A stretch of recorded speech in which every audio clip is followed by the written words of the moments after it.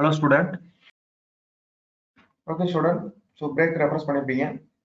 So அடுத்து நம்ம வந்து சிக்ஸ்த்ல இருந்து சிக்ஸ்த் செவன்த் நைன்த் இது மூணும் பார்த்தீங்கன்னா மேட்டர் அரௌண்ட்னஸ் அப்படின்னு சொல்லிட்டு நமக்கு ஒரு topic.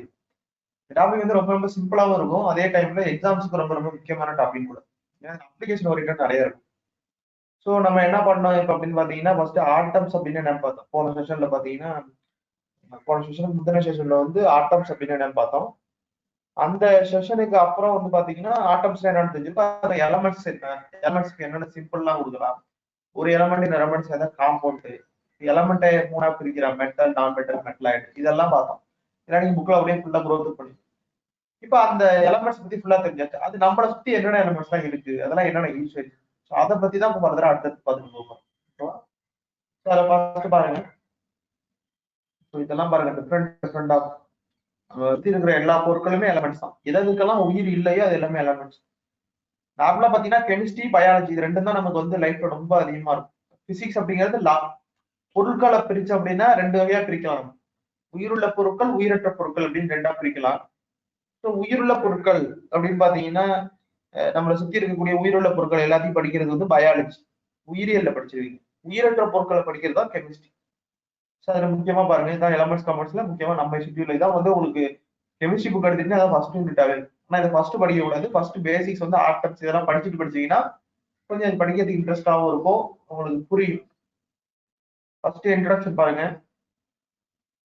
Besides solid liquid gases, there are two more stable, plasma and Bose Einstein condensed state. Plasma is not a common state of matter on Earth, but maybe the most common state of matter in universe. For example, star including sun are covered in plasma. So plasma அப்படிங்கிறது நாலாவது நிலை.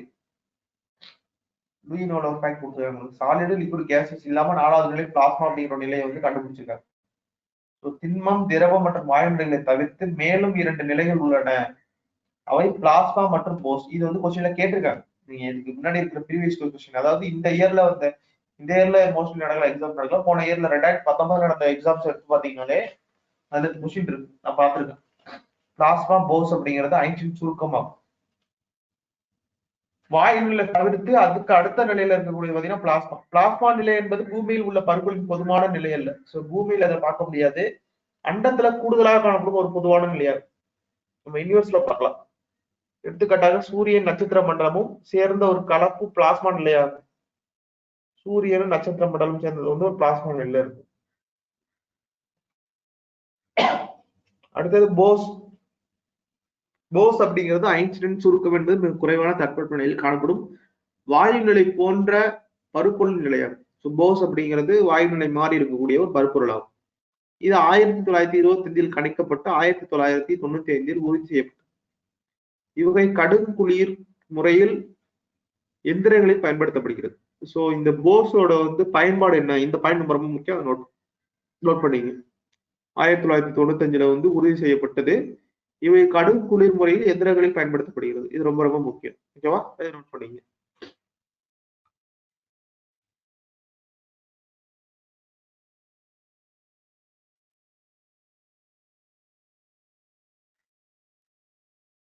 So அந்த 2 point தான் நீங்க இந்த ஸ்லைட்ல வந்து முக்கியமா நீங்க நோட் பண்ணணும். புக்ல இருக்க பார்த்து நீங்க நோட் பண்ணீங்க. அதுக்கப்புறம் பிசிக்கல் நேச்சர் ஆஃப் மேட்டர். ஒரு மேட்டரோட பிசிக்கல் நேச்சர் என்னென்ன இருக்கும், ஆட்டம்ஸ் இருக்கும். ஆட்டம்ஸ் நிறைய சேர்ந்துச்சுன்னா அதுக்கு பேர் மாலிகுல்னு பேரு. ஓகேவா, இது வந்து நீங்க ஏற்கனவே பார்த்தோம். ஆட்டம்னா என்ன, ஆட்டம் கூட என்னென்னலாம் இருக்கும்.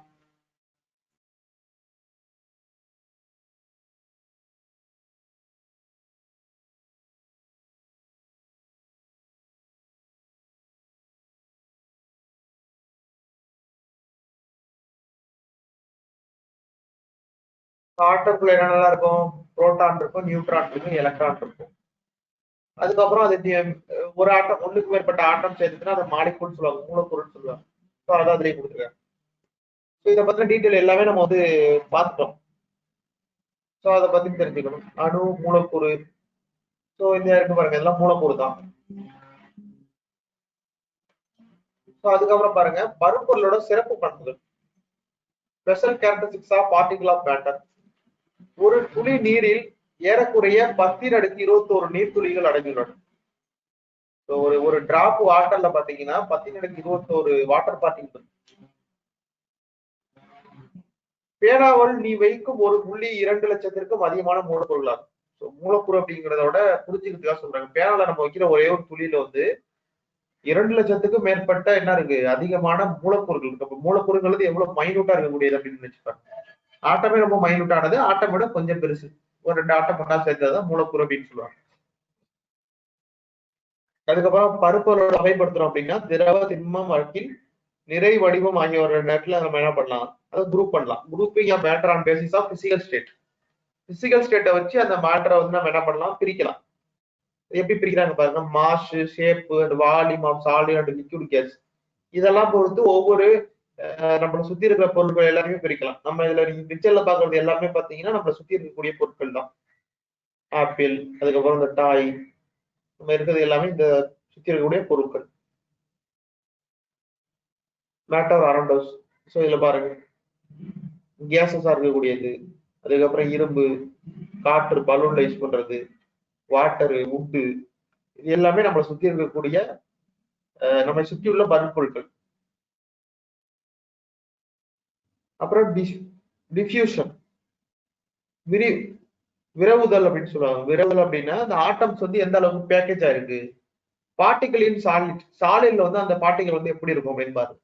பார்ட்டிகல் எப்படி இருக்கு பாத்தீங்கன்னா நெருக்கமா இருக்கு பாருங்க. இந்த பிக்சரை பாத்தீங்கன்னா தெரியும், நெருக்கமா இருக்கு. In solid the particle are tightly packed with very little space between them. கொஞ்சோண்டு ஸ்பேஸ் மட்டும் தான் ரெண்டு கடையில இருக்கும், மற்றபடி என்ன இருக்கும், மோஸ்ட்லி எல்லாமே பேக்கா இருக்கிறதான் சாலிட்னு சொல்லுவாங்க. லிக்யூட்ல அந்த பேக்கேஜ் வந்து கொஞ்சம் விரிஞ்சிருக்கும், அதான் டிஃப்யூஷன் சொல்றாங்க. Particle and liquid are arranged in random or irregular way, and the space between the particle is greater than that it's solid. So waterல பாத்தீங்கன்னா சாலிட கம்பேர் பண்றப்ப அதோட ஆட்டம் பேக்கேஜ் வந்து கொஞ்சம் டிஃப்யூஸ் ஆயிருக்கும், விரவு இருக்கும். கேசஸ்ல ரொம்ப இருக்கும், ரொம்ப கேப் இருக்கும். The particle in the gases are arranged far apart, they move freely. So gases பாத்தீங்கன்னா நம்ம ஃப்ரீயா மூவ் பண்ணக்கூடியது, அதுல இருக்கக்கூடிய பேக்கட் ஆட்டம் எல்லாமே கொஞ்சம் ஃப்ரீயா இருக்கும். ஸோ இதை வச்சு நம்ம என்ன பண்றாங்க, மேட்டர்ல எப்படி இருக்கும் அப்படிங்கிறத நம்ம பார்ப்போம். ஸோ அதோட தமிழ் விஷயம், திண்மத்தில் உள்ள துகள்கள் எப்படி இருக்கும் அப்படின்னா மிக குறைந்த இடைவெளியுடன் நிர்மத்தின் துகள்கள் நெருக்கமாக பொதிந்துள்ளன. எடுத்துக்காட்டு கல், அயான், இந்த மாதிரி நார்மலா இருக்கக்கூடிய சாலிட் ஷேப்ல இருக்கக்கூடிய மெட்டல்ஸ், அதாவது சாலிட் ஷேப்ல இருக்கக்கூடிய மேட்டர் எல்லாத்தையும் நம்ம இப்படி பார்க்கலாம். அதுக்கப்புறம் திரவத்தில் உள்ள நீர்த்துகள்கள் பார்த்தீங்கன்னா குறைந்த இடைவெளியுடன் திரவ துகள்கள் தாறுமாறாக அல்லது ஒழுங்கற்ற நிலையில் அமைந்துள்ளன. ரேண்டமா இருக்கும், ஒரு ப்ராப்பரான ஸ்ட்ரக்சர் இருக்காது. சாலிட்ல பாத்தீங்கன்னா ப்ராப்பரா ஒரு பேக் ஆயிருக்கும். லிக்யூடு நார்மலா எந்த ஷேப் நம்ம வந்து ஏதாவது ஒரு, இப்போ நீங்க ஒரு கிளாஸ் எடுத்தீங்கன்னா அந்த கிளாஸோட ஷேப் தான் மாறிடும். காரணம் என்னன்னா அந்த ஆட்டம்ஸ் வந்து லூஸ்லி பேக்கடா இருக்கும். அதுக்கப்புறம் கேசஸ்க்கும் ரொம்ப அதிகமா இடைவெளி இருக்கும், எளிதில் நகரக்கூடியதா இருக்கும். அந்த வகையில தான் வாயுக்கள் வந்து அமைஞ்சிருக்கு. இதுக்கு எடுத்துக்காட்டு வந்து காற்று, ஏர். லிக்யூடுக்கு வந்து நீர், நம்ம நார்மலா யூஸ் பண்ற வாட்டர். இதெல்லாம் வந்து வேற ஒரு டிஃப்யூஷன், அந்த அந்த ஆட்டம்ஸ் வந்து எப்படி பேக் ஆகுது அப்படிங்கிறத வச்சு நம்ம பிரிக்கிறாங்க. So 3 example, solid, liquid, gas. அதுக்கப்புறம் திண்மம் மற்றும் திரவங்களின் அழுத்த பண்பு வாயுக்களின் அழுத்தத்தோட ஒப்பிடுது. ஸோ ஒவ்வொன்றையும் நம்ம எப்படி வந்து கம்ப்ரஸ் பண்ணா நமக்கு அதோட கம்ப்ரஸ்பிலிட்டி எப்படி இருக்கு அப்படின்னு பாக்குறோம். ஒரு சாலிட் எடுத்து நீங்க கம்ப்ரஸ் பண்றீங்க, சாக் பவுடர் எடுத்து கம்ப்ரஸ் பண்ணீங்கன்னா ஒரு ஸ்டேஜுக்கு மேல உங்களால கம்ப்ரஸ் பண்ண முடியாது. சாலிட் ஆர் நாட் கம்ப்ரஸபிள், கம்ப்ரஸே பண்ண முடியாது. லிக்யூட கம்ப்ரஸ் பண்ணலாம், லிக்யூட் ஆர் ஹார்ட்லி கம்ப்ரஸபிள், அதாவது கம்ப்ரஸ் பண்ணலாம், ஆனா ஒரு ஸ்டேஜுக்கு மேல நம்மளால என்ன பண்ண முடியாது, ரொம்ப கம்ப்ரஸ் பண்ண முடியாது. ஓரளவுக்கு தான் ப்ரெஷர் இன்க்ரீஸ் பண்ண முடியும், அதுக்கப்புறம் ப்ரெஷர் இன்க்ரீஸ் பண்ணோம்னா பல்ஜ் ஆயிடும், இதுல இருக்கக்கூடியதுல வெடிச்சு. ஆனா ஏரை வந்து நல்லா கம்ப்ரஸ் பண்ணலாம், ஏரை கம்ப்ரஸ் பண்ணோம்னா லிக்யூடா மாறிடும். இப்ப நீங்க இந்த இதுல முன்னாடி இருக்கிற அந்த ஷேப் பாத்தீங்கன்னா, இப்ப இது ஏர் இருக்கு, ஒரு லிக்யூட் இருக்குன்னா அதை நீங்க கம்ப்ரஸ் பண்றீங்க. கம்ப்ரஸ் பண்ண என்ன ஆயிடும், இந்த மாதிரி க்ளோஸ்டு பேக்கா இருக்கிறது, ஏன்னா இந்த கேப் நிறைய இருக்கு. கம்ப்ரஸ் பண்ணா ஆட்டம் வந்து நெருங்கலாம். இதுல ரொம்ப கம்மியா இருக்கு கேப், அதனால கொஞ்சம் தான் நெருங்க முடியும், இதுல கேப்பே கிடையாது. அப்ப லிக்யூட வந்து கேசஸ் வந்து கம்ப்ரஸ் பண்ணா லிக்யூடா மாறிடும். ஸோ இதோட அப்ளிகேஷன் தான் எல்பிஜி. நம்ம வீட்டுல யூஸ் பண்ற எல்பிஜி கேஸ் பாருங்க, லிக்யூட் பெட்ரோலியம் கேஸ்ன்னு சொல்லுவாங்க. அது ஒரு கேஸ்.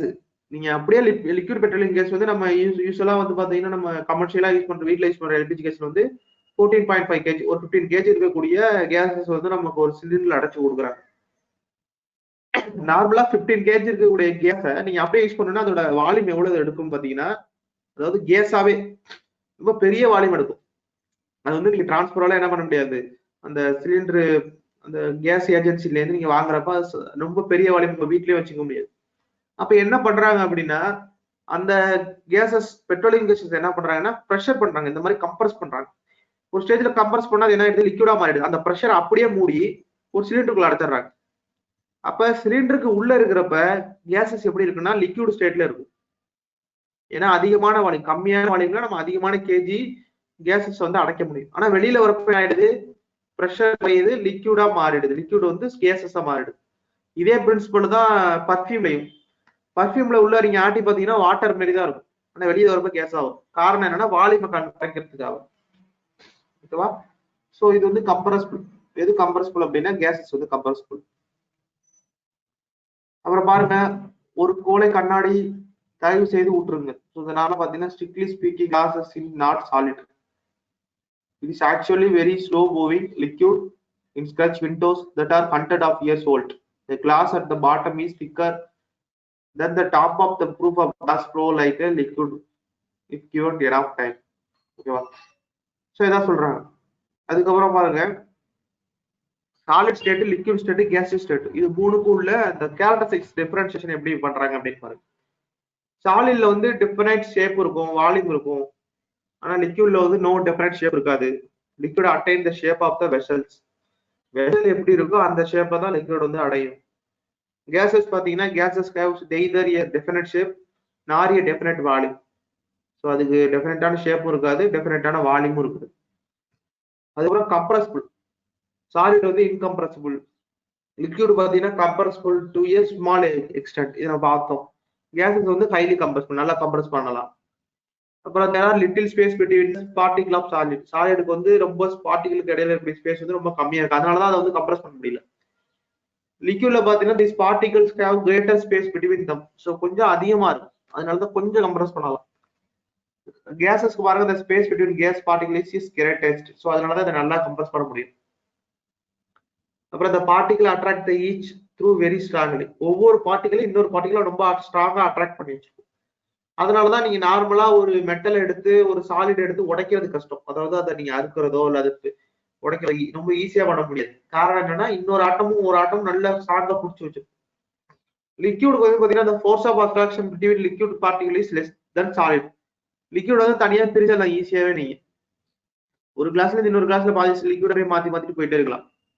கேசஸ் பாத்தீங்கன்னா attraction least between cases particle. நீங்க லிக்விட கம்பேர் பண்றப்ப கேஸுக்கு வந்து ரொம்ப ரொம்ப கம்மி. அதுக்கப்புறம் 5வது பாயிண்ட் பாருங்க, particle of solid cannot move free. அதுல இருக்கக்கூடிய பார்ட்டிகல் வந்து ஃப்ரீயா மூவ் ஆக முடியாது, ஏன்னா அது ரொம்ப க்ளோஸா பேக் ஆயிருக்கு, நெருக்கமா இருக்கும். இப்போ இது எப்படி எடுத்துக்கலாம் அப்படின்னா, ஒரு ரூம் இருக்கு, ஒரு ரூமுக்குள்ள மேக்சிமம் வந்து ஒரு 100 பேர் அடைச்சிடறோம்னு வச்சுங்க. ஒரு விஷயம் ஒரு 100 பேரை ஒரு ஒரு ஒரு 4க்கு 10 அடி இருக்கக்கூடிய ஒரு ரூம்ல நீங்க ஒரு 100 பேரை அடைச்சிடுறீங்க அப்படின்னா யாராவது மூவ் பண்ண முடியுமா? எல்லாமே நெருக்கமா நிப்பீங்க, யாருமே மூவ் பண்ண முடியாது. ஏன்னா எல்லா இடத்துலயும் ஆளுங்க நிக்கிறாங்க, ரொம்ப நெருக்கமா இருக்கும். அதுதான் சாலிட். அதே ரூம்ல அந்த 100 பேர் இருக்காங்களா, 100 பேர்ல இருந்து ஒரு 30 பேரை வெளியில வர சொல்லிடுறீங்க. இப்ப 70 பேர் தான் இருக்கீங்க. இப்ப என்ன பண்ணலாம், கொஞ்சம் ஃப்ரீ பண்ணலாம், பிரீத்திங் பண்ணலாம். அப்ப அதுதான் லிக்விட். அந்த 70 பேர்ல ஒரு 50 பேரை வெளில வர சொல்லிடுறோம். 20 பேர் தான் இருக்காங்க அப்படின்னா என்ன பண்ணலாம், ஃப்ரீயா மூவ் பண்ணலாம். ஒரு 10 பேர் தான் இருக்காங்கன்னு வச்சுங்க ரூம்ல, அப்படின்னா ஃப்ரீயா மூவ் பண்ணலாம். அதுதான் வந்து கேசஸ். இதை நீங்க நம்ம இருக்கக்கூடிய ஆளுங்கள் தான் அதுல பார்ட்டிகல் மாதிரி. இதை மாதிரி தான் என்ன இருக்கு, சாலிட் லிக்விட் கேசஸ்ல ஆளுங்க இருக்கு. இதை கம்பேர் பண்ணீங்கன்னா கொஞ்சம் ஈஸியா உங்களுக்கு அண்டர்ஸ்டாண்ட் பண்றது ஈஸியா இருக்கும். இதோட தமிழ் விஷயம் பாருங்க, திண்ம நிலை, திரவ நிலை, வாயு நிலைன்னு 3ஆ பிரிச்சாங்க. ஸோ குறிப்பிட்ட வடிவம் மற்றும் பருமன் அளவு உள்ளது, குறிப்பிட்ட வடிவம் கிடையாது. திரவம் உள்ள கொள்கலனின் வடிவத்தை பெறுகிறது திரவம் வந்து. அப்புறம் வாயு நிலை பாத்தீங்கன்னா குறிப்பிட்ட வடிவமும் பருமனும் இது ரெண்டுமே கிடையாது. அழுத்தத்திற்கு உட்படாது. திரவம் வந்து அழுத்தத்திற்கு உட்படும், சிறிதளவு உட்படும், ஏன்னா இதுல கொஞ்சம் ஸ்பேஸ் கொஞ்சம் இருக்கு. அதிக அளவு அழுத்தத்திற்கு உட்படும் கேசஸ் பாத்தீங்கன்னா நல்லா அழுத்தலாம். அதுக்கப்புறம் துகள்களுக்கு இடையே உள்ள இடைவெளி மிகவும் குறைவு. ஸோ இதுல இருக்கக்கூடிய துகள்களுக்கு இடையே உள்ள இடைவெளி பார்த்தீங்கன்னா ரொம்ப குறைவு. அதுக்கப்புறம் துகளுக்கு இடையான இடைவெளி வந்து அதிகம். வாயுகள் வந்து ரொம்ப அதிகம். துகள்களுக்கு ஒன்றை ஒன்று அதிக அளவில் ஈர்க்கிறது. இதுல அந்த ஒரு ஒரு துகள்களும் பாத்தீங்கன்னா அடுத்த ஆட்டம்ஸ் வந்து பார்ட்டிகள் வந்து நல்லா அட்ராக்ட் பண்ணி வச்சிருக்கு. அதுல கம்மி பொருள்களை விட இதுல வந்து கம்மி, வாயுகள் வந்து ரொம்ப கம்மி. துகள்கள் நகராது, திண்மநிலை வந்து நகராது, இது கொஞ்சம் நகரும், இது நல்லா நகரும். இதுதான் வந்து சாலிடு, கேஸ், அப்புறம் லிக்விட். இது இந்த ஸ்டேட்ல இருக்கக்கூடியதுக்கான வித்தியாசம். இது நீங்க புக்ல அப்படியே டிக்கெட்டா இருக்கு, நீங்க அதை நல்லா பார்த்து படிச்சுக்கலாம். ஸோ இதுதான் பாத்தீங்கன்னா மேட்டரோட 2 பார்ட்டா பிரிக்கிறாங்க. மேட்டர் வந்து பியூர் சப்ஸ்டன்ஸ் பிரிக்கலாம், அது வந்து மிக்சர்னு பிரிக்கலாம். பியூர் சப்ஸ்டன்ஸ் நம்ம தான் பார்த்தோம், எலமெண்ட்ஸ் பார்த்தோம், காம்பனன்ட்ஸ் பார்த்தோம். கரெக்டா? பியூர் சப்ஸ்டன்ஸ்னா எலமெண்ட்ஸ் காம்பனன்ட்ஸ் அப்படின்னா ப்ராப்பரா இருக்கும். நீங்க பாத்தீங்கன்னா இந்த ஆட்டம்ஸ்னா த்ரூ அவுட்டா அப்படியே ஆர்டரா இருக்கு பாருங்க. அதே மாதிரி ஆட்டம்ஸ் வந்து என்ன ஆகுது, இப்ப ஹைட்ரஜன் ஆக்சிஜன் வந்து ஒரு ஹைட்ரஜன் 2 ஆக்சிஜனோட சேர்ந்து இருக்கும். எல்லா இடத்துலயும் அப்படிதான் இருக்கும், த்ரூ அவுட்டா ஈக்குவலா இருக்கும். இது வந்து பியூர் சப்ஸ்டன்ஸ் சொல்லுவாங்க. மிக்சர் அப்படின்னு பாத்தீங்கன்னா அதுல 2 மிக்சர், ஹோமோஜினியஸ், ஹெட்ரோஜினியஸ். இப்ப நார்மலா மிக்சர்னா நம்ம வீட்ல யூஸ் பண்றதா, ஒரு ஒரு டேபிள் சுகரை வந்து நீங்க வாட்டர்ல கலந்து கரைக்கிறீங்கல்ல, அப்ப என்ன இருக்கும், ஈவனா கரைஞ்சிருக்கும். சோ அது வந்து ஹோமோஜினியஸ் மிக்சர்னு சொல்லுவாங்க. ஈவனா கரையாது. இப்ப நீங்க அதுல வந்து நார்மலா பாத்தீங்கன்னா அது வந்து தனியா இருக்கும். நீங்க வாட்டர்ல வந்து ஒரு சால்ட் போட்டீங்கன்னா கரையும், ஒரு மண் சாண்ட் எடுத்து போட்டீங்கன்னா அது கரையாது. அது ஹெட்ரோஜினியஸ் சொல்லுவாங்க. சோ இத மாதிரி மிக்சரை வந்து மிக்சர் மேட்டரை வந்து 2 வகையா பிரிக்கிறாங்க, பியூர் சப்ஸ்டன்ஸ், மிக்சர். பியூர் சப்ஸ்டன்ஸ்ல வந்து எலமெண்ட், காம்பவுண்ட். மிக்சர்ல வந்து ஹோமோஜினியஸ், ஹெட்ரோஜினியஸ். இதை நோட் பண்ணிக்கணும். தமிழ்ல வந்து பருப்பொருள், தூய பொருள், கலவை அப்படின்னு 2 பிரிக்கலாம். தனிமம், சேர்மம், ஒருபடித்தான கலவை, பலப்படித்தான கலவை அப்படின்னு 2 பிரிக்கலாம். ஓகேவா? சோ வாட்டரையும் மில்கையும் நீங்க கலந்தீங்கன்னா அது என்ன ஆகும், அது ஹோமோஜினியஸ் மிக்சர். ஈவனா கலக்கும், அதுல தனியாவே தெரியாது பால் எது தனி தண்ணி எதுன்னு தனியா பிரிக்கிறதே கஷ்டம். பியூர் சப்ஸ்டன்ஸ் அண்ட் மிக்சருக்கு இதெல்லாம் எக்ஸாம்பிள்ஸ். நீங்க மிக்சர் பாத்தீங்கன்னா எப்படி இருக்கும், ஹோமோஜினியஸ் கிடையாது, ஹெட்ரோஜினியஸ். கண்ணா பின்னாடி நமக்கு வந்து என்ன, மிக்சர் வந்து ப்ராப்பரா இருக்காது. Is matter around us pure, நம்ம சுற்றியுள்ள பரப்பொருட்கள் தூய்மையானதா? ஸோ அது இந்த சார்ட்டை பாருங்க, தூய பொருட்கள், பரப்பொருட்கள், கலவைகள். இது வந்து நமக்கு வித்தியாசம் கொடுத்துருக்காங்க பாருங்க, எது அதெல்லாம் அப்படின்னு சொல்லிட்டு. இது உங்க புக்ல கொஞ்சம் டீட்டெயிலா இருக்கும், இதுல கொஞ்சம் பிக்சர் வந்து கொஞ்சம் கிளாரிட்டியா தெரியல. நீங்க புக்ல கொஞ்சம் பார்த்து படிச்சீங்கன்னா கொஞ்சம் ஈஸியா இருக்கும் உங்களுக்கு. அதுக்கப்புறம் உங்களுக்கு தெரியுமா, அந்த டூ யூ நோ ஃபேக்ட் தான் ரொம்ப ரொம்ப முக்கியம். புக்ல இருக்கிற டூ யூ நோ ஃபேக்ட் ரொம்ப ரொம்ப முக்கியம், இம்பார்ட்டன்ட். சோ தங்கத்தின் தூய்மை காரட் அல்லது அழகால் குறிப்பிடப்படுகிறது. சோ தங்கத்தை வந்து நமக்கு எல்லாம் தெரிஞ்சதுதான். 24 கேரட் தங்கம் என்பது தூய நிலையில் உள்ள தங்கமாக கருதப்படுகிறது. 24 கேரட் தங்கம்னா ரொம்ப தூய்மையா இருக்கும். பியூரிட்டி ஆஃப் கோல்ட வந்து காரட்னு சொல்லுவாங்க. இது கேட்பாங்க, பியூரிட்டி ஆஃப் கோல்ட எப்படி எக்ஸ்பிரஸ் பண்றாங்க அப்படின்னா காரட்ல தான் எக்ஸ்பிரஸ் பண்றாங்க. அதுக்கப்புறம் பாருங்க, ஒரு கலவை என்பது ஒன்றுக்கு மேற்பட்ட ஒரே தன்மையுள்ள துகள்களை கொண்ட தூய்மையற்ற பொருட்கள் ஆகும். கலவையின் பகுதி பொருட்கள் எந்த விதத்திலும் கலக்கப்பட்டு இருக்கும். ஸோ கலவை வந்து 2 பொருட்கள் வந்து ஒன்னா கலப்பாங்க, அது எந்த வகையில வேணா கலக்கப்பட்டுருக்கலாம். அது வந்து என்ன, மிக்சர்னு சொல்லுவாங்க. செப்பரேஷனா மிக்சர், பொருட்களை வந்து பிரிக்கிறது எப்படின்னு பாருங்க. இது பிரிக்கப்பட்டது. இப்போ வந்து நம்ம என்ன பண்றாங்க, நம்ம சல்லடையில வந்து சலிச்சு என்ன பண்ணலாம், அதுல இருக்கக்கூடிய கற்கள், இந்த மாவு பொருட்கள் இருக்கக்கூடிய கற்கள் எல்லாம் பிரிக்கலாம். இந்த மாதிரி ஒவ்வொரு மெத்தட். அதுக்கப்புறம் நம்ம இதே மாதிரி என்ன பண்றோம், வடிகட்டி வச்சு பிரிக்கிறாங்க பாருங்க. நீர்ல இருக்கக்கூடிய அந்த அழுக்குகளை, இல்ல அந்த தேவையில்லாத பார்ட்டிகள் எப்படி பிரிக்கிறாங்க, நம்ம வந்து வடிகட்டி பிரிக்கலாம். அதுக்கப்புறம் பாருங்க, doing fact, washing machine, this principle is used to squeeze and out the dead from the cloth and method is called centrifugation. துணி துவைக்கும் எந்திரத்துல அழுக்குகளை வந்து எப்படி நம்ம துணியில இருந்து பிரிக்கிறாங்க அப்படின்னு பாத்தீங்கன்னா, சென்ட்ரிஃபிகேஷன். ரொம்ப வேகமா சுத்துவாங்க, சுத்துறப்ப என்ன ஆகும், அதுல இருக்கக்கூடிய அழுக்கள் மட்டும் அப்படியே தனியா பிரியும். ஈர குடைகளில் உள்ள நீரினை வெளியேற்றும் முறைக்கு மைய விலக்கல் என்று பெயர். ஸோ மைய விலக்கல் முறையில தான் வந்து என்ன ஆகுது, அந்த வாஷிங் மிஷின் வந்து அழுகுகளை வெளியேற்றுது. இது ரொம்ப முக்கியம், இது நோட் பண்ணீங்க. இது கேட்பாங்க, இது ஒரு வாட்டி கேட்டிருக்காங்க, மாடல் கொஸ்டின் பேப்பர்லயே இந்த கொஸ்டின் இருக்கு. சென்ட்ரிஃபிகல் ஃபோர்ஸ், சென்ட்ரிஃபிகல் ஃபோர்ஸ் மூலியமா தான் என்ன ஆகுது, அந்த வாஷிங் மிஷின் ஒர்க் ஆகுது, அது மூலியமா தான் அந்த அழுகுகள் எல்லாம் பிரிஞ்சு வருது. அதுக்கப்புறம் இந்த தயிர் கிடையாது. இதுல இருந்து என்ன பண்ணாங்க அப்படின்னா, வெண்ணெய் தனியா பிரியும். நீங்க மோகமா கிடைக்கிறப்ப என்ன ஆகும், மோர்ல இருந்து வெண்ணெயை தனியா பிரிச்சடிக்கக்கூடிய முறை. இதெல்லாம் ஒரு முறை புக்ல பாத்தீங்கன்னா பிரிய கொடுப்பாங்க. வடிகட்டுதல் முறை, அதுக்கப்புறம் சல்லடை முறை, அதுக்கப்புறம் சென்ட்ரிஃபிகேஷன் முறை. இதெல்லாம் வந்து ஒவ்வொரு டைப்பா பிரிக்கிறது, ஒரு பொருளை இன்னொரு பொருள் பிரிக்கிறது. அப்புறம் ட்ரெஷிங், கதிரெடுத்தல். ஸோ இது மூலியமா என்ன பண்றாங்க, கதிரடித்தல் தான் என்ன பண்ணுவாங்க, அந்த நெற்கதிர்கள் எல்லாம் தனியா பிரிப்பாங்க. இது ஒரு மெத்தடு. அப்புறம் அந்த கதிரடித்தது வந்து தூற்றுதல் மூலயமா என்ன பண்றாங்க, அதுல இருக்கிற தூசிகள் எல்லாம் தனியா பிரிச்சு எடுப்பாங்க. தூற்றுதல் இது நம்ம வீட்லயுமே நிறைய பேர் பண்ணுவாங்க இன்னமும். அப்புறம் கைகளால் பிரித்தல், ஹேண்ட் பிக்டி. நம்ம என்ன பண்ணலாம், கைகளாவே எடுக்கலாம். 2 விதமான பழங்கள் ஒண்ணா சேர்ந்திருக்கு, அப்ப அதுல இருக்கக்கூடிய பழங்கள்லாம் நம்ம தனியா பிரிச்சு எடுப்போம். இதெல்லாம் ஒரு டைப் ஆஃப் செப்பரேஷனோட டைப்ஸ். அதுக்கப்புறம் காந்த பிரிப்பு முறை. காந்தத்தை பயன்படுத்தி நம்ம பிரிக்கலாம். ஏன் அப்படின்னா காந்தங்கள் வந்து எல்லா பொருட்களையும் இருக்காது. சில பொருட்கள் அயன் பார்ட்டிகள் இந்த மாதிரி பொருட்கள் தான் இருக்கும். அப்ப அதை வச்சு என்ன பண்ணலாம், அயன் பார்ட்டிகள் எல்லாம் தனியா எடுக்கலாம். இது ஒரு டைப் ஆஃப் மெத்தட். அதுக்கப்புறம் தெளிய வைத்து இருத்தல், செடிமெண்டேஷன். தெளிய வைத்து இருத்தல் அப்படின்னா நார்மலா பாத்தீங்கன்னா ஒரு வாட்டர்ல வந்து நிறைய டஸ்ட் இருக்கு அப்படின்னா நீங்க அதுல போயிட்டு தனியா எடுக்க முடியாது. கொஞ்ச நேரத்தை அப்படியே ஃப்ரீயா விட்டுருங்க. அது என்ன ஆயிடும், ஆட்டோமேட்டிக்கா அதுல இருக்கக்கூடிய டஸ்ட் பார்ட்டிகள் எல்லாம் அடியில போய் படிஞ்சிடும். அதுக்கப்புறம் மெதுவா மேல இருக்கிற தனியா பிரிச்சுட்டு அடியில இருக்க பார்ட்டிகளை தனியா பிரிக்கலாம். இது பேர் வந்து தெளிய வைத்து இருத்தல் அப்படின்னு பேர். கலங்கலான நீரிலிருந்து சேரை நீக்குதல் வந்து தெளிய வைத்து இருத்தல்ல நம்ம பயன்படுத்தலாம். இந்த மாதிரி பிரித்தல் முறைங்கிறது நிறைய டைப்ஸ் இருக்கு. அது என்னன்னாலும் நம்ம அப்படியே பார்த்துருக்கோம். புக்ல இது கொஞ்சம் நல்லா டீடைல்டா இருக்கும், படிக்கிறது இன்ட்ரெஸ்டிங்கா இருக்கும். ஒரு ஸ்டோரி மாதிரி தான் தெரியும் உங்களுக்கு. எல்லாமே இது யூஸ்வலா நீங்க யூஸ் பண்ணியிருக்கிறதா, அது எதுக்கு என்னென்னலாம் யூஸ் பண்றாங்க அப்படிங்கறத ஜெனரலா படிச்சுங்க. நமக்கு தெரியாத வித்தியாசமான பாயிண்ட் இருக்கிறப்ப மட்டும் அதை நோட் பண்ணா போதும், மற்றபடி அந்த புக்லயே மார்க் பண்ணிக்கலாம். ஓகேவா. செடிமெண்டேஷன் இதுதான் ஒரு இன்சால்பிள் சாண்ட் வந்து ஒரு ஒரு வாட்டர்ல வந்து கலந்துருக்கு அப்படின்னா அதை என்ன பண்ணலாம், கொஞ்ச நேரம் இருத்தி வச்சுதான் அடியில போய் படிஞ்சிடும். மேல வந்து பியூர் வாட்டர் வந்து அப்படியே மாறும். அதுக்கப்புறம் படிய வைத்தல், இதுதான் தமிழ்ல பார்க்கணும்.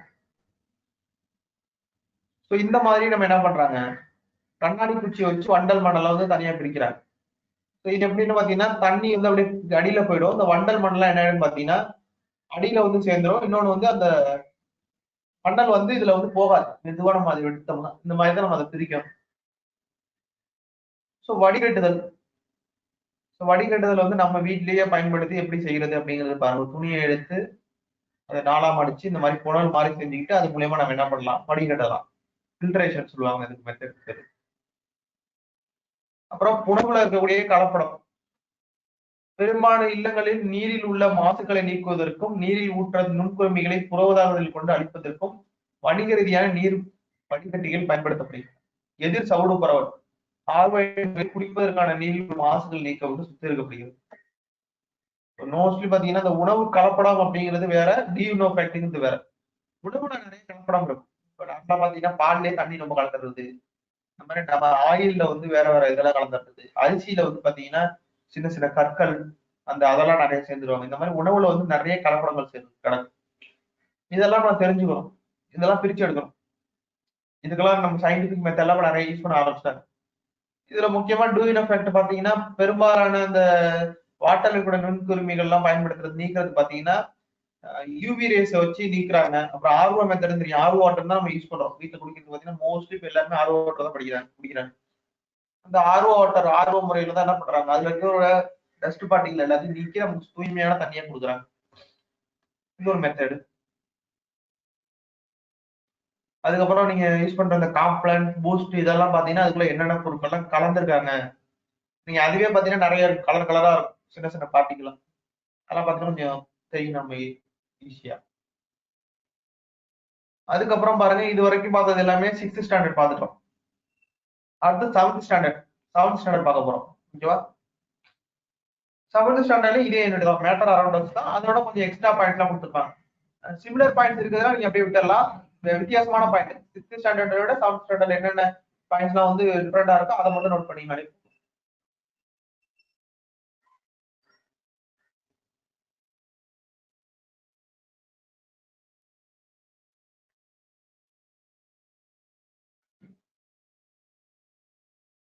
நெக்ஸ்ட் போறேன்.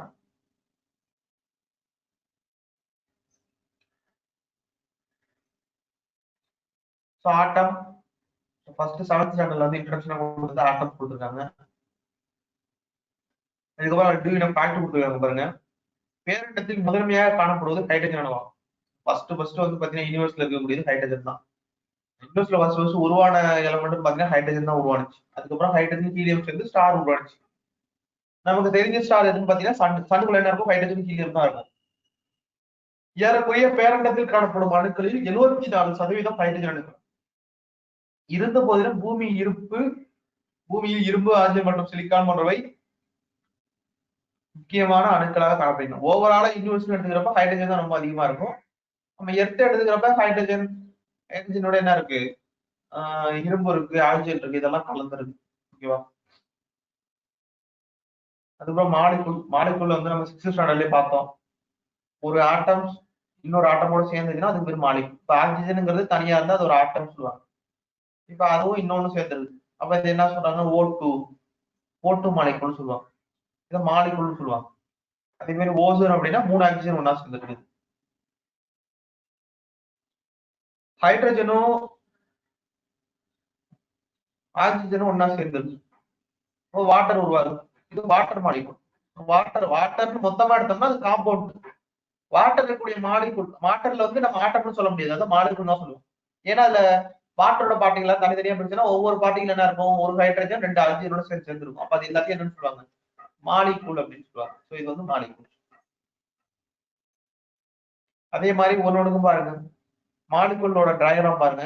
குளோரினுக்கு எப்படி மாலிகுல் டயக்ராம், Cl போடுவாங்க. ஆக்சிஜனுக்கு O2 இருக்கா, 2 இருக்குல்ல, அதனால அது என்ன இருக்கு, டபுள் பாண்ட்ல இருக்குன்னு. அதுக்கப்புறம் நைட்ரஜனுக்கு பாத்தீங்கன்னா ட்ரிபிள் பாண்ட். சோ அது ஏன் ட்ரிபிள் பாண்ட் வருதுன்னு நம்ம ஃபர்தரா கெமிக்கல் பாண்டிங் எல்லாம் பார்ப்போம்.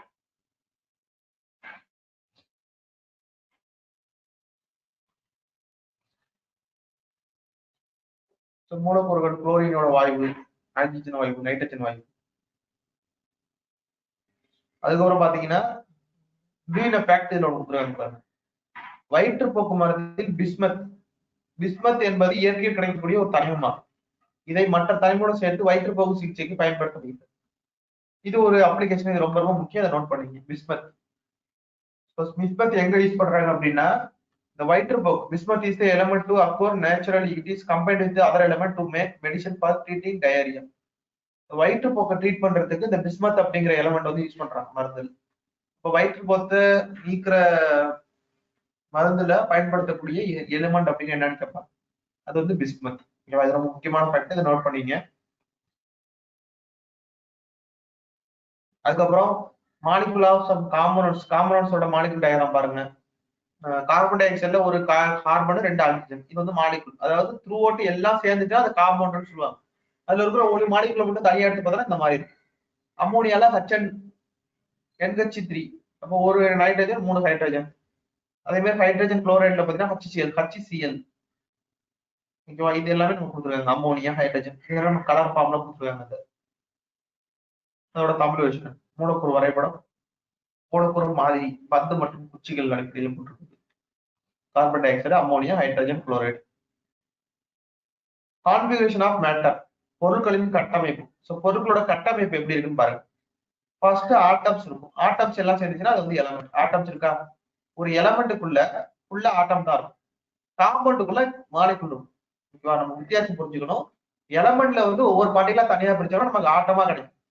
காம்பவுண்ட தனித்தனியா பிரிச்சா நமக்கு மாலிகுலா கிடைக்கும். ஓகேவா? அதுக்கப்புறம் கெமிக்கல் ஃபார்முலா, கெமிக்கல் சிம்பிள். ஓகேவா? இதுக்கு வந்து கெமிக்கல் ஃபார்முலா வந்து அயன் ஓரா இருக்கும். இதுக்கு கெமிக்கல் ஃபார்முலா கெமிக்கல் சிம்பிளா இருக்கும். இதெல்லாம் அதோட ஃபார்ம், CH3COOH, பென்சைன், இதெல்லாம். அப்ப ஆட்டம்ஸ், மாலிகுல்ஸ். ஆட்டம்ஸ் அப்படிங்கிறது எலமெண்ட் ரெப்ரசென்ட் பண்றது, மாலிகுல் அப்படிங்கிறது காம்பவுண்ட் ரெப்ரசென்ட் பண்றது. ஒன்றுக்கு மேற்பட்ட எலமெண்ட்ஸ் ஒன்னா செஞ்சா அது காம்பவுண்ட் சொல்லுவாங்க. ஓகேவா? இதோட கிளாரிபிகேஷன் ரொம்ப முக்கியம். இந்த ஃப்ளோ சார்ட் பாத்தீங்கன்னா கொஞ்சம் ஈஸியா புரியும். அதுக்கப்புறம் மேட்டரை வந்து நம்ம பிரிக்கிறாங்க. பல்புகளோட வகை வந்து எலமெண்ட்ஸ் பிரிக்கிறோம். கிளாசிபிகேஷன் ஆஃப் எலமெண்ட்ஸ் பிரிக்கிறாங்க. கிளாசிபிகேஷன் ஆஃப் எலமெண்ட்ஸ் நம்ம ஏற்கனவே பார்த்தோம். மெட்டலு, நான் மெட்டலு, மெட்டலாய்டு. ஓகேவா? இதுல ஏதாவது எக்ஸ்ட்ரா கொடுத்துருக்கலாம்னு பார்க்க போறோம். அதுக்கப்புறம் டூ இனோ ஃபேக்ட் கொடுத்துருக்காங்க பாருங்க. ராபர்ட் பாயில் என்ற விஞ்ஞானி முதலில் தனிமம் என்ற வார்த்தையை பயன்படுத்தினார். இவர் பொருட்களின் அடிப்படை இயல்பு மற்றும் வெற்றிடத்தின் தன்மை ஆகியவற்றின் ஆரம்பகால ஆதரவாளர் ஆவார். பாயில் விதியின்படி இவர் நன்கு அறியப்படுகிறார். ராபர்ட் பாயில் அப்படிங்கிறவர் தான் பாத்தீங்கன்னா முதலில் தனிமம் என்ற வார்த்தையை பயன்படுத்துறாரு. எலமெண்ட் அப்படிங்கிற இந்த வேர்டை ஃபர்ஸ்ட் யூஸ் பண்ணவர் யார் பாத்தீங்கன்னா ராபர்ட் பாயில். இது ரொம்ப முக்கியமான கொஸ்டின், நோட் பண்ணிங்க. இவர் பொருள்களின் அடிப்படை இயல்பு மற்றும் வெற்றிடத்தின் தன்மை ஆகியவற்றின் ஆரம்பகால ஆதரவாளர். An early proponent of element nature of matter and nature of vacuum. He was known as the best for Boyle's law. So இவர் சொன்னது வந்து Boyle's law. பாய்ஸ்லாம் என்னன்னு சொல்லிட்டு நம்ம ஃபர்தர் அடுத்ததுல பார்க்கலாம். ஸோ நம்ம கிளாசிபிகேஷன் ஆஃப் மெட்டல் வந்து பாத்தீங்கன்னா எலமெண்ட் வந்து மூணா பிரிக்கிறோம். ஒன்னு வந்து மெட்டல், ஏற்கனவே பார்த்தோம். Copper, lead, iron, nickel, steel, zinc. இதுக்கு போன கிளாஸ்ல பாத்தீங்கன்னா கொஞ்சம் எக்ஸாம்ஸ்ல கம்மியா கொடுத்துரும். இதுல நல்ல வெரைட்டியா டிராயிங் கூட சூப்பரா கொடுத்துருக்காங்க. இதெல்லாம் பார்த்துக்கலாம். உலோகங்கள் தாமிரம், ஈயம், இரும்பு, நிக்கல், அலுமினியம், துத்தநாகம். நான் மெட்டலோட எக்ஸாம்பிள் எல்லாம் பாருங்க, கார்பன், அதுக்கப்புறம் பாஸ்பரஸ், சல்பர். இது எல்லாமே வந்து நான் மெட்டலுக்கான எக்ஸாம்பிள்ஸ். ஸோ மெட்டலுக்கும் நான் மெட்டலுக்குள்ள வித்தியாசம் கொடுத்துருக்காங்க. இது ஏற்கனவே நம்ம வந்து டிஸ்கஸ் பண்ணதான். மெட்டல் வந்து லெட்டர்ஸ் பளபளப்பா இருக்கும், ஹார்டா இருக்கும். இது வந்து சாஃப்டா இருக்கும். அப்புறம் இது வந்து எலக்ட்ரிசிட்டி நல்லா கண்டக்ட் பண்ணும், இது கண்டக்ட் பண்ணாது. ஹீட்டை கண்டக்ட் பண்ணும், இது கண்டக்ட் பண்ணாது. ஓகேவா? இதெல்லாம் தகடாகவும் கம்பியாக நீட்டலாம், தகடாகவும் கம்பியாக நீட்ட இயலாது. சரி, ஏற்கனவே கிளாஸ்ல டிஸ்கஸ் பண்ணதும் இது அப்படியே ஃபர்தரா இருக்கு, அது அப்படியே நீங்க பாத்துக்கணும். ஸோ இது வந்து நீங்க பாத்தீங்கன்னா எலமெண்ட்ஸ் காம்பவுண்ட்ஸ் அப்படிங்கிறது நம்ம ஒன்னா படிக்கணும். டாபிக் வைஸ் அந்த டாபிக் எங்கெல்லாம் இருக்குன்னு அப்படின்னு தான் படிக்கணும். இது எதுக்கு படிக்கிறோம்னா நிறைய நீங்க தேவையான பாயிண்ட்ஸ் ஒமிட் பண்ணிடலாம். இப்போ ஒரே பாயிண்ட்ஸ் ரிப்பீட் ஆச்சுன்னா நீங்க ஒமிட் பண்ணலாம். ஈஸியா டைம் கன்சப்ஷன் வந்து கம்மியாகும். அதுக்கப்புறம் மெட்டலாய்டு, உலோகப்பொடிகள், போரான். மெட்டலாய்டுக்கு வந்து எக்ஸாம்பிள்லாம் பாத்தீங்கன்னா போரான், ஆர்சனிக், சிலிக்கான், ஜெர்மானியம். இது வந்து பாதி உலோகம் பாதி அலோகம். இது வந்து மெட்டலாய்டுன்னு சொல்லுவாங்க. அதுக்கப்புறம் கார்பனோட சேர்மங்களோட பண்புகள் என்னென்னு கொடுத்துருக்காங்க. ஸ்டேபிள் சாட்னா காம்பவுண்ட்ஸ் சேர்மங்களை பத்தி டீட்டெயில் கொடுத்துருக்காங்க. சமையல் உப்பு, வெள்ளை சர்க்கரை, சுண்ணக்கட்டி, இதெல்லாம் வந்து காம்பவுண்ட்ஸ். எலமெண்ட்ஸுக்கு காம்பவுண்ட்ஸுக்குள்ள வித்தியாசம். ஸோ எலமெண்ட்ஸ் காம்பவுண்ட்ஸ்ல வித்தியாசம் பாருங்க. Elements is simplest substance. Compound is chemical substance formed by the combination of 2 or more elements. தனிமங்கள் இணைந்த சேர்மங்கள் உருவாக்கின்றன. சேர்மங்கள் தனிமங்களாக பிரிக்க இயலும். தனிமங்களின் அணுக்கள் அடிப்படை துகள்களாகவும் சேர்மங்களின் மூலக்கூறு அடிப்படை துகள்களாகும். அடிப்படை துகள் வந்து ஆட்டம், இது வந்து Malik. Element combined to form compound. Compound can be split into element. Atoms are fundamental particle of one element. Molecule are the fundamental particle of one compound. அதுக்கப்புறம் சிம்பிள் ஆஃப் எலமெண்ட் ஏற்கனவே நம்ம டிஸ்கஸ் பண்ணதான். மேட்டர்லயே பாத்துக்கணும். டாண்டனா முன்மொழியப்பட்ட தனிமங்களின் குறியீடுகள் ரெப்ரசன்ட் பண்ணி single லெட்டரால use பண்ண முடியாது. Hydrogen, fluorine, oxygen, carbon, phosphorus, இதெல்லாம் நம்ம சிம்பிள் லெட்டர். இது வந்து எதோட சிம்பிள்? வெர்ஜிலியஸ் சிம்பிள் பார்த்தோம். இது நார்மல் மாடல் ஃபார்ம்ல. அப்புறம் 2 லெட்டர்ல எதுக்கு யூஸ் பண்றோம் அப்படின்னு நான் சொல்லியிருந்தேன். Aluminium, argon, arsenic. ஏன்னா ஒரே லெட்டர் அடுத்த லெட்டரும் சேமா இருந்துச்சுன்னா 2 லெட்டர் யூஸ் பண்ணிக்கலாம். 2 இடத்துகளில் குறிப்பிடக்கூடிய தனிமங்கள் இதெல்லாம். லட்டின் பேர்ல குறிக்கக்கூடிய தனிமங்கள் இது ஏற்கனவே பார்த்ததுதான். இது அப்படியே ரிப்பீட் ஆகுது பாருங்க 7th ஸ்டாண்டர்ட்ல. காப்பர், காரியம், பொட்டாசியம். இதுக்கப்புறம் டூ இன் எஃபெக்ட் ஒன்று கொடுத்துருக்காங்க பாருங்க. ஆரம்ப காலத்தில் தனிமத்தின் பெயர்கள் அதன் முதலில் கிடைத்த பெயரில் அழைக்கப்பட்டன. உதாரணமாக தாமிரம் சிப்ரஸ் என்ற பெயரில் இருந்து உருவாக்கப்பட்டது. காப்பருங்கிறது சில தனிமங்களின் பெயர்கள் அத்தனிமத்தின் நிறங்களில் இருந்தும் உருவாக்கப்பட்டன. உதாரணமாக தங்கம், கோல்டு, மஞ்சள் என பொருள் தரும் ஆங்கில வார்த்தையிலிருந்து வருவிக்கப்பட்டது. இந்த மாதிரி பேர் வந்து எப்படி டெவலப் ஆனிச்சு அப்படின்னு கொடுத்துருக்காங்க. தற்காலங்களில் வந்து IUPACன்னு சொல்லுவாங்க. தனிமங்களின் பெயர்கள் அங்கீகரிக்கப்படுகிறது. பல தனிமங்களின் குறியீடுகள் அத்தனிமங்களின் ஆங்கில பெயர்களின் எழுத்துக்களில் 1 அல்லது 2 எழுத்துக்கள் இணைந்து உருவாக்கப்படுகின்றன. குறியீட்டின் மூலம் முதல் எழுத்தானது எப்போதும் ஆங்கில பெரிய எழுத்தாலும், இரண்டாவது எழுத்தானது ஆங்கில சிறிய எழுத்தாலும் எழுதப்படும். இது ஏற்கனவே நம்ம டிஸ்கஸ் பண்ணதான். ஓகேவா? இதெல்லாம் இப்போ வந்து ஒரு தலைமை எலமெண்ட்டுக்கு வந்து பேர் கொடுக்கறதுக்குன்னு ஒரு ஆர்கனைசேஷன் இருக்கு. அது வந்து IUPAC அப்படின்னு சொல்லுவாங்க. IUPAC அப்படின்னு சொல்லுவாங்க. அப்புறம் வாட்டரோட ஃபார்முலா, கெமிக்கல் ஃபார்முலா H2O.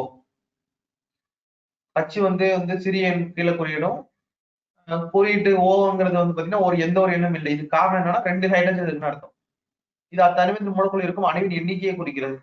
நீர் மூலக்கூறுல 2 ஹைட்ரஜன் இருக்கு. இதுல ஹைட்ரஜன் இல்லை, அதனாலதான் இங்க 2 போடுறாங்க. சோ சேர்மங்களுக்கு சில உதாரணங்கள்லாம் பாருங்க. H2O, C6H12O6, glucose, salt, ethanol, ammonia, sulphuric acid, methane, sucrose. இது எல்லாமே பாத்தீங்கன்னா எலமெண்ட்ஸோட எக்ஸாம்பிள்ஸ். இதெல்லாம் புக்ல இருக்கும், அப்படியே பார்த்தா நீங்க நோட் பண்ணிக்கலாம். அப்புறம் அட்டாமிசிட்டி, அணுக்கட்டு எண். நார்மலா ஹைட்ரஜனுக்கு எத்தனை அணுக்கட்டு இருக்குன்னா 2 இருக்கு. அப்புறம் ஹீலியத்துக்கு 1, லித்தியத்துக்கு 1, ஆக்சிஜனுக்கு 8. அப்ப அணுக்கட்டு எண் 2. அணுக்கட்டு எண் அப்படிங்கிறது அதோட வேலன்ஸ் எலக்ட்ரான் சொல்றது, வேலன்ஸ் வச்சு சொல்றது. இதெல்லாம் டீட்டெயிலா என்னன்னு பார்த்தா டிஸ்கஸ் பண்ணலாம் அடுத்தடுத்த போறப்ப.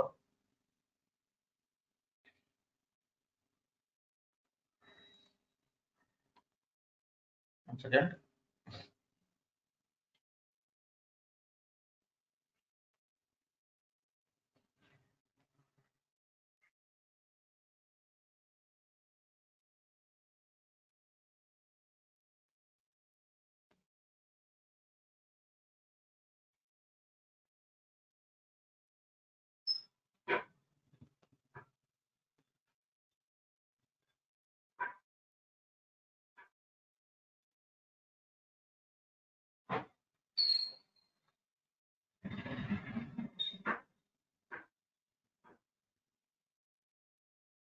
ஸோ அதுக்கப்புறம் பாருங்க மனித உடல்ல வந்து எவ்வளவு எலமெண்ட்ஸ் இருக்கு, ஹியூமன் பாடி மனித உடல்ல எவ்வளவு இருக்கு, காற்றில் எவ்வளவு இருக்கு, effect of temperature solid liquid gas இதுல என்னென்ன இருக்கு, இதெல்லாம் டீடைல் இருக்கு. ஸோ எலமெண்ட் பாத்தீங்கன்னா நமக்கு கார்பன் அப்படிங்கிற ஒரு எலமெண்ட் ஒரு 12% இருக்கு ஹியூமன் பாடி. இதெல்லாம் டீடைல் உங்களுக்கு டீடைலா புக்ல இருக்கும், அதை அப்படியே நீங்க கோத் பண்ணிக்கணும். அப்புறம் டீனோ ஃபேக்ட் ஒன்று கொடுத்துருவாங்க பாருங்க. வெப்ப காற்று நிரப்பப்பட்ட பலூனால் எவ்வாறு காற்றில் மிதக்கிறது. பலூனில் உள்ள காற்றை வெப்பப்படுத்தும் போது அது விரிவடைகிறது. அதனால் பலூனில் உள்ள காற்றின் அடர்த்தி வெளிப்புறத்தில் உள்ள காற்றின் அடர்த்தியை விட குறைகின்றது. இந்த அடர்த்தி வேறுபாட்டின் காரணமாக வெப்ப காற்று பலூனில் காற்றில் மிதக்கிறது. சார் நார்மலா பாத்தீங்கன்னா ஒரு ஏரை வந்து நமக்கு வந்து இன்னும் கொஞ்சம் அதை எக்ஸ்பேண்ட் பண்ணி பலூன்ல அடைச்சோம் அப்படின்னா அது மிதக்கும். ஏன்னா அடர்த்தி வந்து பாத்தீங்கன்னா நார்மலா இருக்கக்கூடிய ஏரை விட பலூன்ல இருக்கக்கூடிய ஏர் வந்து கம்மியா இருக்கும், அதனால அது மிதக்குது. காரணம் எதுக்கு வந்து கேஸ் வந்து வெப்பப்படுத்துறாங்க அப்படிங்கறது அது எல்லாருமே தெரியுமான்னு தெரியல. கேஸஸ் பாத்தீங்கன்னா மோஸ்ட்லி அந்த ஹீட் பண்ணி மேல எடுப்பாங்க. மோஸ்ட்லி நீங்க பாத்தீங்கன்னா இந்த ஹீலியம் பலூன் எல்லாம் போறப்ப பாத்தீங்கன்னா அதுல ஹீட் ஒரு மாதிரி வெப்பத்தை வந்து மேல மேல கொடுத்துட்டே இருப்பாங்க ஹீட். ஏன்னா அது அப்பதான் லேஸ் ஆகிட்டே இருக்கும். அந்த வெப்பம் நின்றுச்சுன்னா கீழே இறங்க ஆரம்பிச்சு மேல பார்க்க வரும். ஸோ அதனால வெப்பத்துல வந்து எப்படி விரிவடைது அப்படிங்கறது தான் இந்த டிராயிங்ல கொடுத்துருக்காங்க. அப்புறம் solid liquid case. So when solid is heated, the particle gain energy and vibrate more vigorously. So ஒரு சாலிட் ஹீட் பண்றப்ப என்ன ஆகும், லிக்யூட ஹீட் பண்றப்ப என்ன ஆகும், கேஸஸ் ஹீட் பண்றப்ப என்ன ஆகும். Melting occurs when the melting point is reached, the solid changes liquid state. இது ஒன்னோட நீங்க எப்படி பாத்துக்கணும். கேஸஸ் கொதிநிலை அடையும் போது கொதித்தல் நடைபெறுகிறது, திரவம் வாயுவாக மாறுகின்றது. ஸோ இது வரைக்கும் பார்த்தது பாத்தீங்கன்னா உங்களுக்கு 7th ஸ்டாண்டர்ட்ல இருந்து முடிச்சிட்டோம். அதுக்கப்புறம் 9th ஸ்டாண்டர்ட் பார்க்க போறோம். இந்த மாதிரியான வீடியோ செஷனுக்கு விஜய் அகாடமியை சப்ஸ்கிரைப் பண்ணுங்க. மறக்காம பக்கத்தில் இருக்கிற பெல் பட்டனை பிரஸ் பண்ணுங்க. இந்த வீடியோ உங்களுக்கு பிடிச்சிருந்தா லைக் பண்ணுங்க, ஷேர் பண்ணுங்க. இந்த வீடியோ பத்தி ஏதாவது உங்களுக்கு டவுட் இருந்துச்சுன்னா கீழே உள்ள கமெண்ட் பாக்ஸ்ல கமெண்ட் பண்ணுங்க.